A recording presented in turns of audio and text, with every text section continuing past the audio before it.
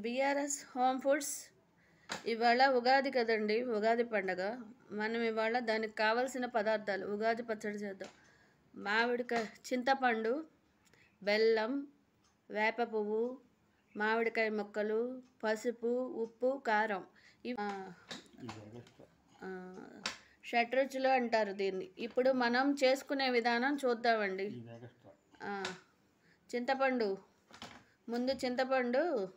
నానబెట్టుకుని దాన్ని రసం తీసుకోవాలి. చింతపండు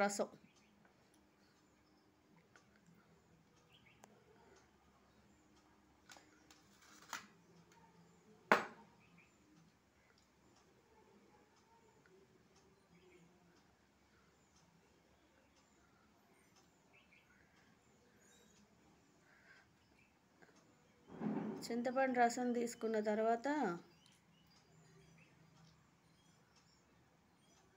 దాంట్లో బెల్లం,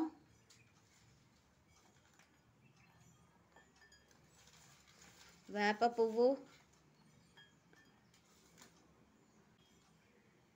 మామిడికాయ ముక్కలు,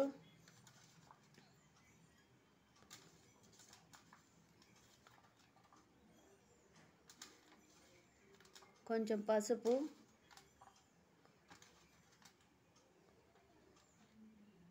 ఉప్పు, కారం, చిటికెడు ఉప్పు, కారం. ఇవి తీపి, చేదు, పులుపు, కారం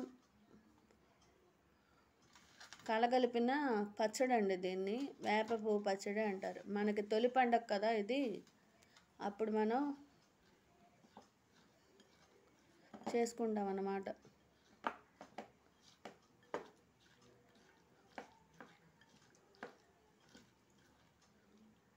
ఇది అందరూ చేసుకుంటారండి. ఈ ఉగాది పచ్చడి అందరూ చేసుకుంటారు. అంటే అందరికీ తెలుసు. సరే, నేను కూడా చేసి చూపిస్తున్నాను అంతే.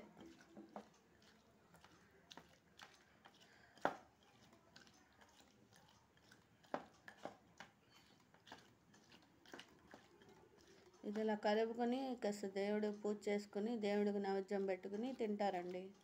ఇవాళ దేవుడికి ఇదే నైవేద్యం పెడతారు, వేప పచ్చడి. ఇదిగోండి, రెడీ అయిపోయింది వేప పచ్చడి. ఇంతేనండి, చాలా సింపుల్. తెలియని వాళ్ళు ఉంటే చేసుకోండి, తెలిసిన వాళ్ళు కూడా చేసుకుంటూ ఉండండి.